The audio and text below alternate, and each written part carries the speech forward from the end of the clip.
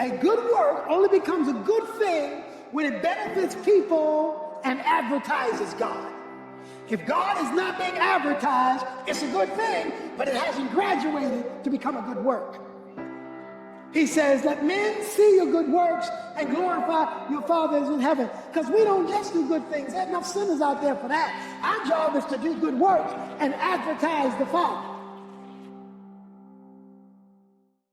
In biblical days, even today, you have communities on hills. They call them tells in Israel. These tells or hills are elevated areas. And on these elevated areas, you'll see whole towns.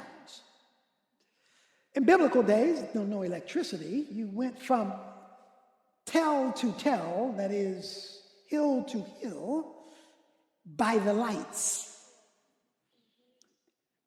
Because the people would have candles in their homes. And the candles in their homes in night would give light to the traveler traveling from one place, one tell, to another tell, and the tells are elevated. Not under a bushel, not under a bed, but they were elevated, in other words, clearly visible, so people could get clear direction from tell to tell, hill to hill. You are the light of the world. Your Christianity should be visible. It should be visible. Everybody else is coming out the closet, you might as well come out too.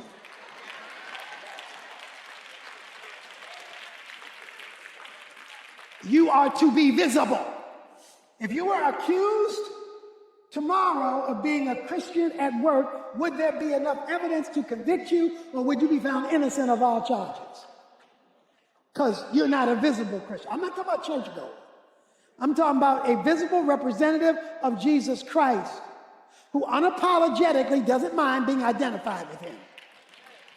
Now, I'm not talking about being bombastic, but I am talking about being clear. It should be clear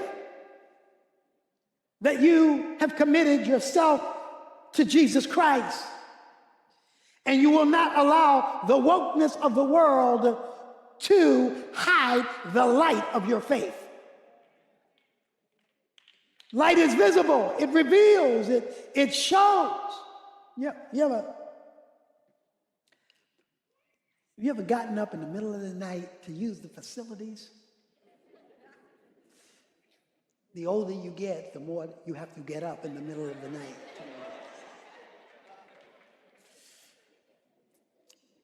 And you got up, but you decided not to turn on the light, but didn't negotiate the end of the bed correctly.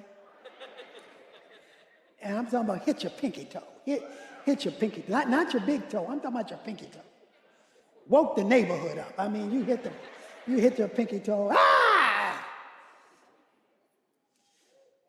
You know, the problem was you wanted to negotiate without the light. We're living in a world that wants to negotiate without the light. But you are, guess what? The light.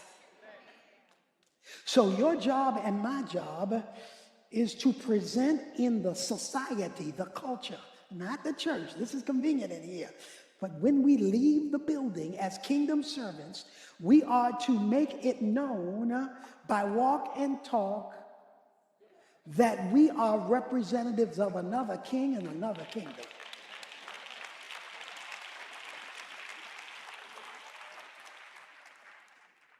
So that when you get your degree, when you get your expertise, whatever that happens to be, you are in that environment a representative.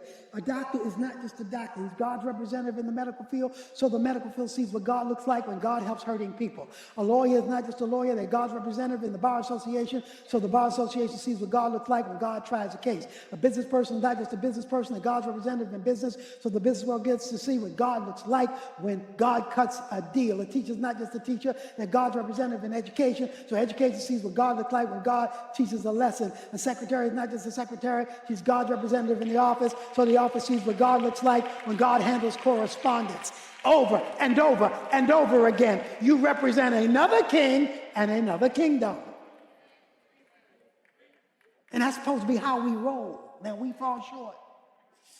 But he says, this is what I want you to be out there, because it's real safe in here. Nice in here. Nobody's railing against you in here. Nobody's going to cuss you out in here. Nobody's going to say you're a fanatic in here. They're not going to do that in here. But he says, I don't want you to serve me just in here. I want you to represent me out there.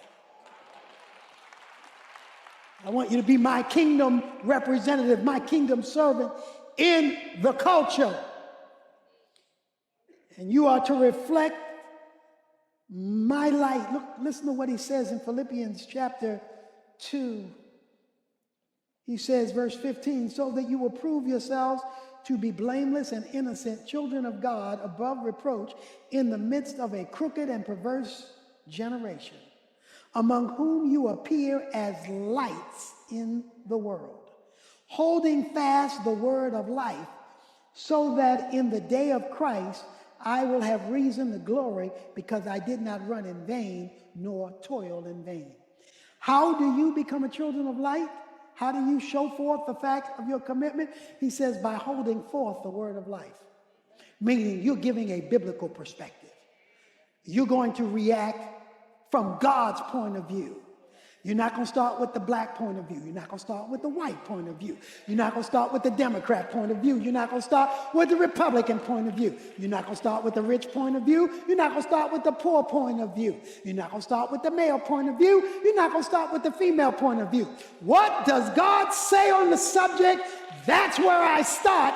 That makes you light. You're not starting there. If what you think, how you feel, how you were raised, what your people say, what's on television, what's on radio is allowed to overrule God's word, you are a dark saint. He says you are light when you hold forth the word of life. When God's perspective rules all subjects. And he says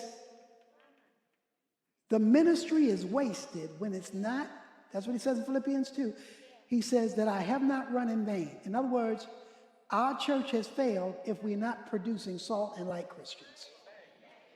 I don't care what the preaching is, what the singing is, doesn't matter what the programs are and what the facilities look like. If we are not producing salty saints and lit Christians, then the ministry has failed. People who represent the king and his kingdom in the culture. Not just in the church house. Because they represent themselves as kingdom disciples who function as kingdom servants because they want to make a kingdom impact. They want it not to be hidden that I am a follower of Jesus Christ. People today aren't hiding their shame. They're putting it on public display. There used to be a time where if it was shameful, it was at least hidden. Now it's shameful and advertised. So why should you be apologizing that you are a visible, verbal, full-time follower of Jesus Christ?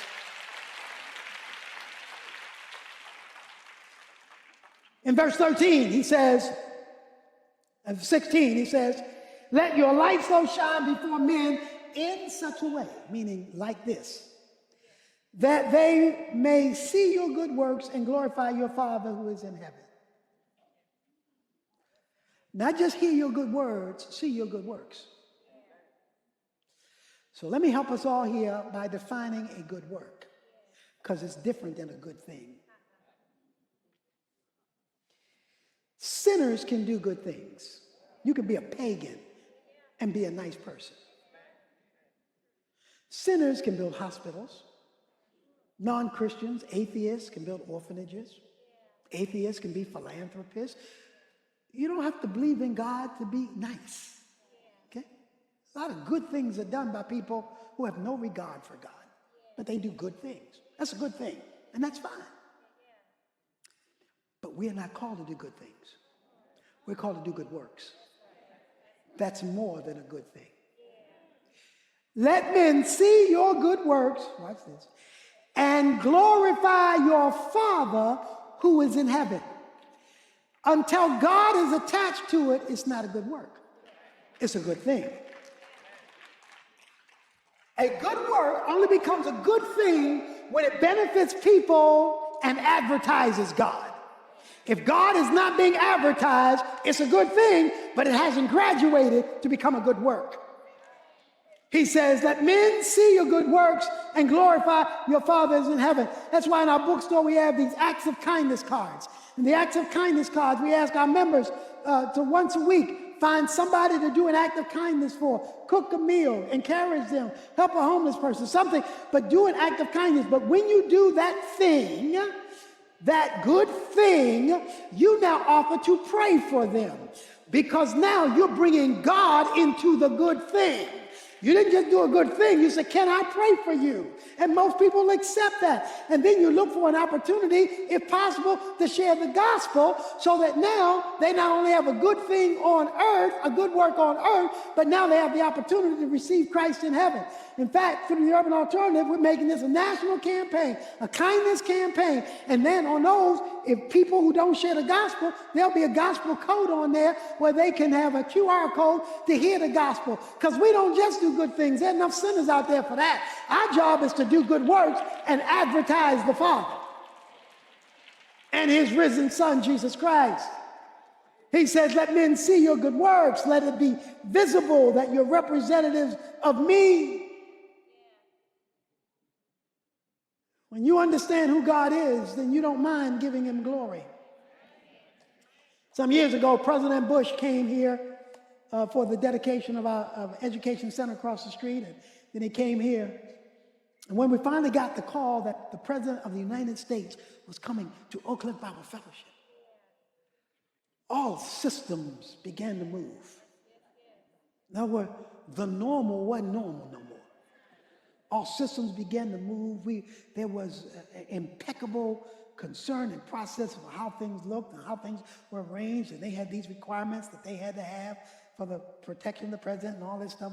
We had to go through conniptions because the President of the United States was coming here for a few minutes. Now, if we're willing to go through all that trouble, for somebody here 4 years, gone the next 4 years, back and forth, we go through all that trouble because of his name and because of his position. Don't tell me we can't let it be known that we are willing to go through a little trouble and a little inconvenience for the King of Kings and the Lord of Lords. Let men see your good works. Let men see your good works, and let your light shine. Be visible. We're in this political season. Some people voting for this person. Some people voting for that person. They got cards in the yard. They got cards on their car, placards on their cars. I'm for this person. I'm for that person. In other words, they're going public for their candidate. One of them is going to lose. Jesus does not lose.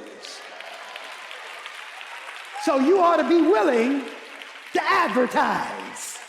You ought to be willing to say, I don't just believe in God, I am a follower of Jesus Christ. You should be willing to appropriately advertise that. Let men see your good works and glorify your Father, and the greatest glory you can give to your Father is the exaltation of Jesus Christ.